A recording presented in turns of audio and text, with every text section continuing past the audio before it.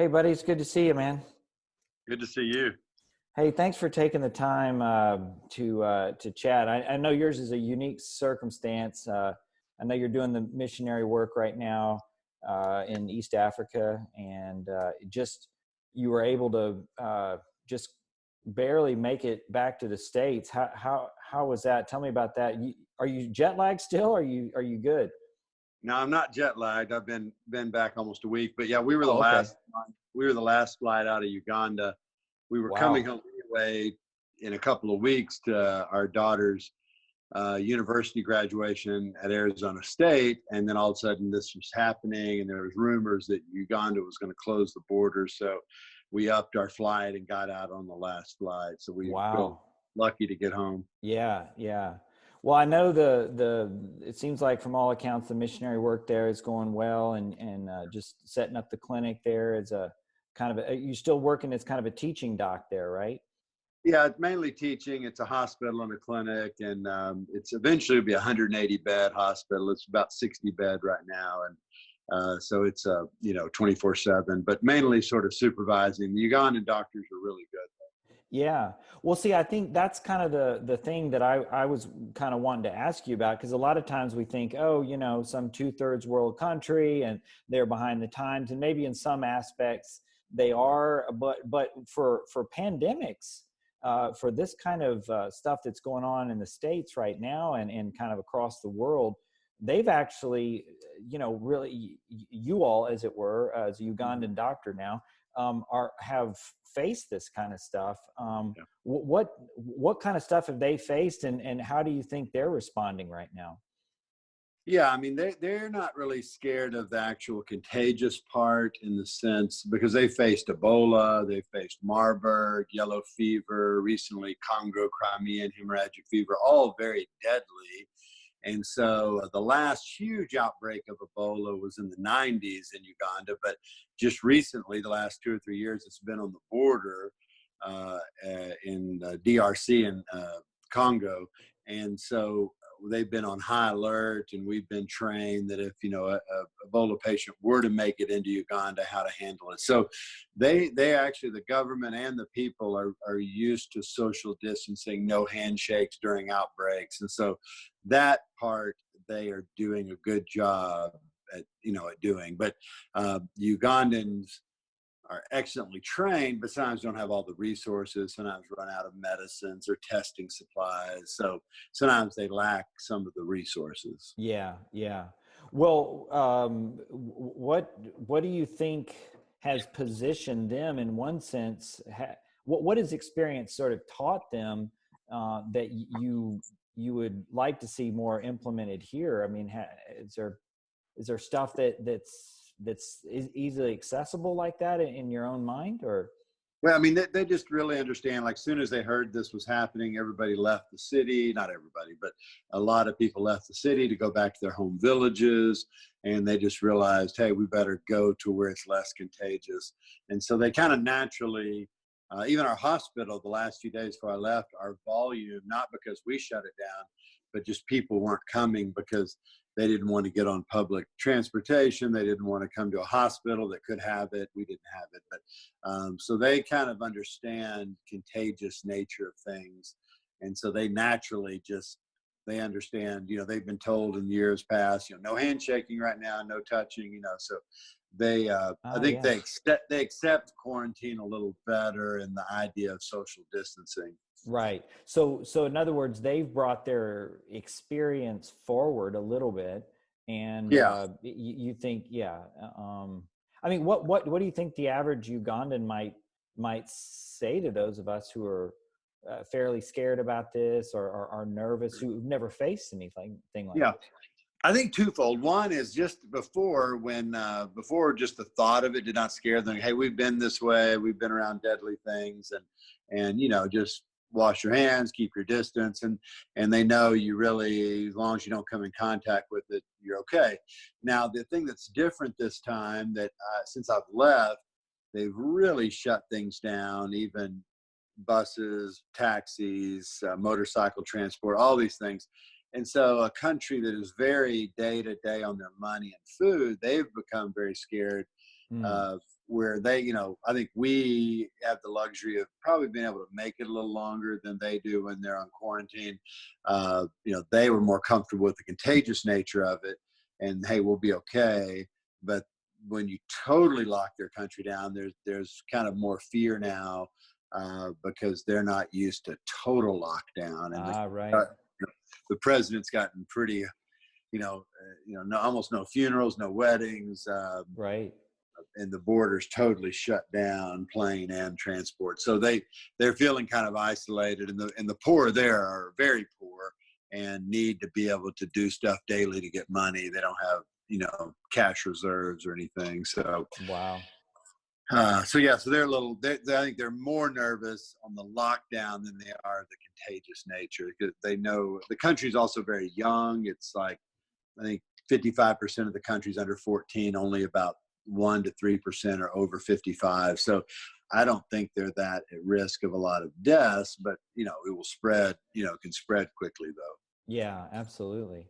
Well, I know you're working over there, and obviously in a Christian missionary medical capacity and stuff like Yeah. that. I mean, do you think there's a kind of a collective, I don't know, wisdom that your Christian brothers and sisters over there have pulled forward from kind of going through these kind of tough times before? I mean, did they, when you guys gathered in your prayer times and all that, was there a different kind of posture, or Yeah, tell me about I that? think I think there's just in general with them, there's more of a posture of leaning in close to the Lord and relying on Him and trusting Him. They're not distracted as much by materialism or things. So I think the you know it's got some of the highest in East Africa. The death rate under 5 is the highest, and so they're used to a lot of really hard things happening. Sometimes women die in labor and things. So I think there's kind of when I give talks, sometimes my turn to speak and talk and lead a Bible study or a time devotion. Sometimes I've got a clue into, they're a little more in tune with a real reliance on God on a day-to-day basis than I am. So, Yeah, I am, but yeah, I'm there even as a missionary, but I still bring my Western, oh, I've got medicines. I'll never die from something. You kind of have the luxury of kind of Western, just the good things that we have. And we sure. sometimes, when they're all taken away, like right now with coronavirus, you go, oh my gosh, I've got to trust the Lord.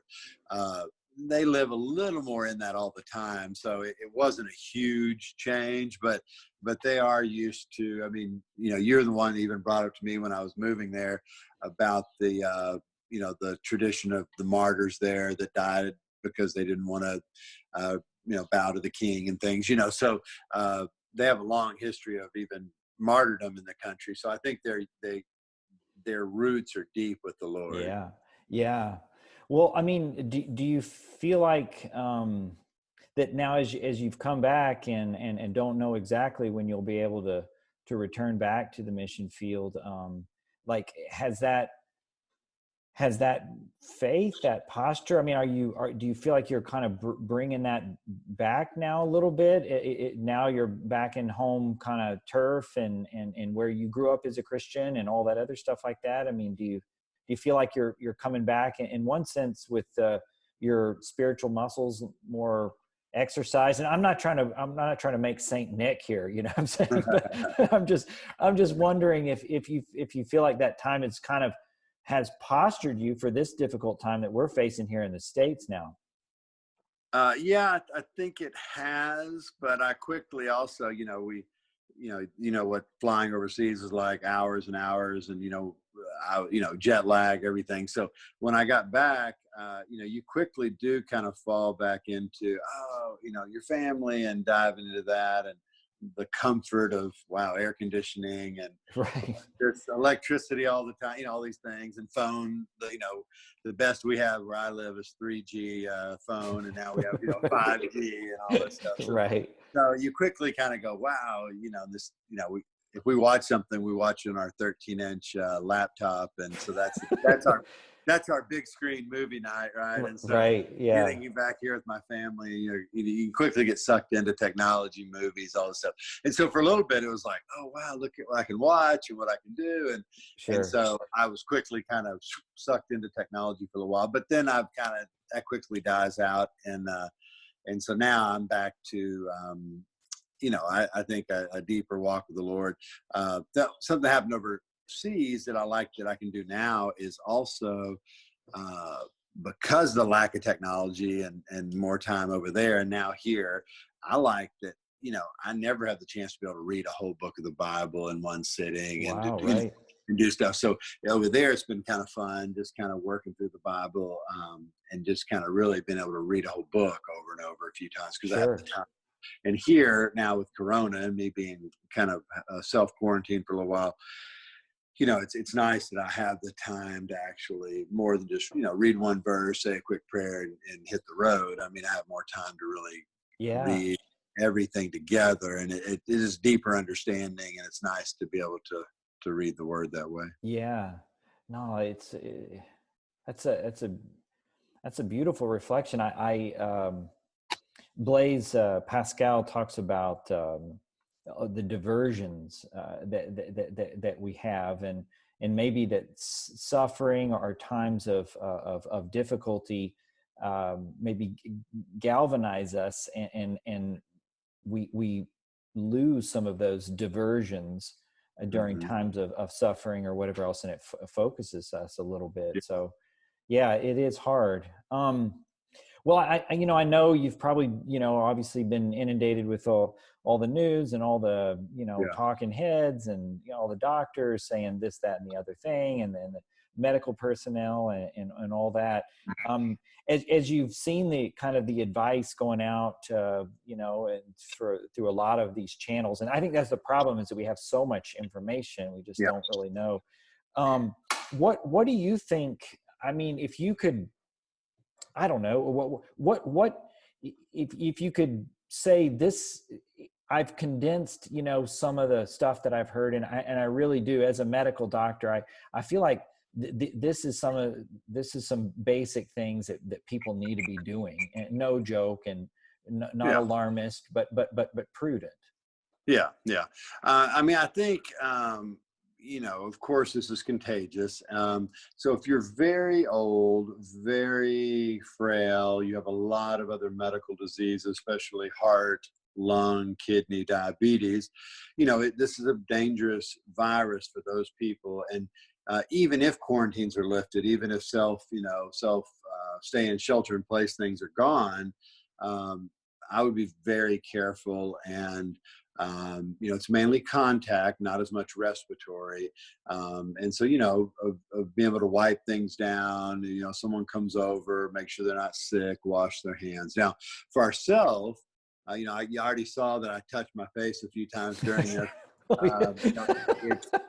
it's more droplet and not airborne. Now, if someone coughs directly in your face, yes, you can get it. But really, it's really I see a lot of people walking around town with masks on. I don't think that's a great idea because also unless they have it and they're preventing it. But I mean, if anything with the mask, it's kind of fitting funny. You reach up and you move it, and you keep touching your face, and you're probably gonna, and it's it officially could be contaminated on the outside, so you're not helping yourself. I think the biggest thing is keep your distance from people, especially if they're sick. Washing your hands 20 seconds and with good soap and water is really good. If you don't have soap and water, then use the gel, Yeah. the alcohol-based gels. And then, if you are out and you do touch something, you're not going to get it through your skin. You're only going to get it if you touch your lips or eyes or nose or something. Right. So, just if you go, wow, I just touched the railing in the airport. Oh, what do I do? Well, as soon as you can, go wash your hands or wipe them off. And that's the main thing. And I think, we've had a lot of bad viruses through our years. We've had swine flu, we've had Spanish flu, we've had the Asian flu, and they can be pretty deadly too. And so, I don't want people to get so fearful of this that they think this is, this is worse than anything we've ever had. Sure. I think the death rate's not going to work out as bad as we finally find out once we can really test everybody. But we Right. really don't know how many people have it. So, but still, it's bad. Even if it's the best, it's probably 3 to 5 times more deadly than the common flu. But even every year I see kids that are 18 and die from regular flu, or 22 or 32. So, you start seeing some news. I saw today that this isn't just for the old people. It'll also kill the young people. Well, yeah, it can, but it's still, most people are surviving unless they're older or, Yeah. very sick with other diseases. Yeah. But just because you see a news report saying a 27-year-old dies of COVID, that doesn't mean, oh no, now we're all going to die. I mean, Yeah. overall it's serious virus, but it's not the end of the world. Yeah. Yeah. No, that's good. I appreciate that. Kind of just trying to strike that balance between just absolute fear and Yeah. all that. And, the scriptures tell us so much to be not afraid. And of course it's that preacher's point that, some have said that it's been 365 times in the New Testament, and one for every day. And so Yeah. it's be not afraid, but yet, also, do due diligence Now, and the other kind thing of too, I thing. forgot to mention is just letting your immune system be as strong as it can. So, if you're sleeping well, All right. you're eating well, you're exercising, those things will all make you less prone to infection. Sure. So this is like the other part, the Bible taking care of the temple that we have that God's Right. given us. So if you're, not smoking, you're resting, you're sleeping, you're exercising, all those things will make it harder to get a bad case of this. Yeah. Yeah. Yeah. No, it makes sense. So that 20-second hand washing thing, I've heard that a lot. And I know that you as an evangelical, that's where you pray your 2 Hail Marys, right? That's Exactly. about, Yeah. Sometimes I throw a third one in there too. yeah. No, So I'm not trying to do the Reformation here, the Protestant versus Catholic, but no, that's good. Yeah. Well, kind of as we kind of close our time chatting here, and I'm so appreciative, buddy, of our friendship and oh all yeah. the years that we've known and walked with the Lord together and all that. I am wondering, like, this whole idea of quarantine. I know as a doc, you've had to kind of put people, on case by case basis in quarantine, but now here we're a lot of us are really kind of putting ourselves in a kind of quarantine. I don't know. I mean, what's your read on that spiritually? I mean, so much of the Christian experience is about the gathered believers, right? Together. And now there's this kind of almost a prohibition against doing that. How have you seen folks make it through quarantine, in a helpful kind of way? Yeah, I mean, well, my experience of quarantine in the States have been like tuberculosis patients. Overseas, we see a lot of measles, and that's very contagious. I mean, probably 5 times more contagious than this thing, but it's very short-lived. It's usually 4, 6, 8 days. Then you're done with your quarantine on measles and TB. A lot of times you're quarantined, but you can wear a mask or you're in a special room in the hospital. So, Right. but in all those cases, your family's already been exposed. They're probably coming around you and things. So this is a little unique when you're like totally by yourself. My heart goes out to people critically ill in the hospitals right now, that are dying and no one can visit them because they're not allowed in because there's not enough personal protective equipment. Yeah. Wow. When now survival mode there, I think I've just seen people really marshal prayer for them praying for those people and getting people to pray, just because that's all they can do. They're left with nothing, physical they can do to visit those people except pray. So I think this is a little unique because we have to be away from each other, but I still think people are being intentional and calling each other, doing like we're doing and being on Yeah. video chat, and especially the young people are already doing this already. But Yeah. so I think the key is being intentional. You gotta get strength from the Lord when you're quarantined, because you're not going to be able to draw from those around you. Yeah. Well, one of the things that I really carry forward is from my days, and knowing you and Dave and Chuck and Jeremy and being roommates together and really trying to know the Lord is that personal relationship piece. Mhm. That sometimes I think we Catholics can somehow lose sight of the reality that our Lord is inviting us into a deep and abiding personal sort of friendship. Yes, it has communal aspects, Yeah. absolutely, but to a certain extent, that individual, and I'm just kind of bringing that person to mind, who is really suffering, maybe even dying, kind of alone.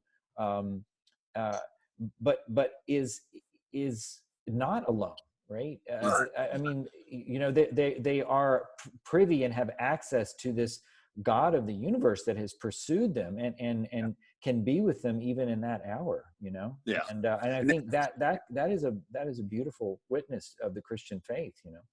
yeah, and I've seen that a lot just through my hospice years of doing hospice, also of Right, sure. kind of in those final moments, or in those kind of, they're in their final hospice bed for the last week of their life. A lot of times it's very sweet time with the Lord, because um, it's almost more common than not that they'll have an experience with the Lord, with what He's speaking to them, or even visually seeing things, or Wow, right.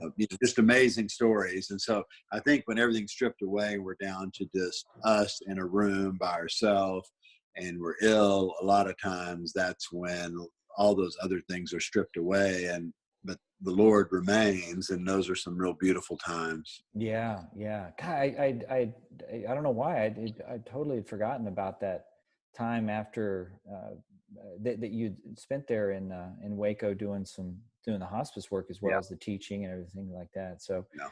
anyway, well, buddy, I'm praying. I don't, and hopefully, we'll follow up a little bit more, and I'll figure out if you guys are going to be sent back on the field or how that's going to work and everything. But Yeah.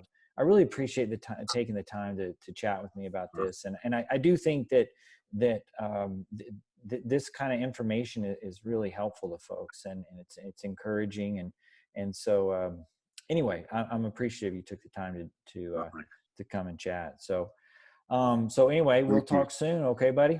All right. All right. Thank Good to you. see you, man. Love seeing your smile. I think that is important, isn't it? Like Yeah. there's a part of this that just, even if it has to be through this digital means, that seeing another's face, Yeah. there's a whole other conversation we could have about the theology of the face, and so I anyway, know. I know it brightens my spirit to see your face. So that's absolutely, good. man. Yeah, no, it's That's good. It's good. All good. right, brother. Well, we'll talk again soon, and thanks again. All All right, right. bud. Bye Thanks, now. man.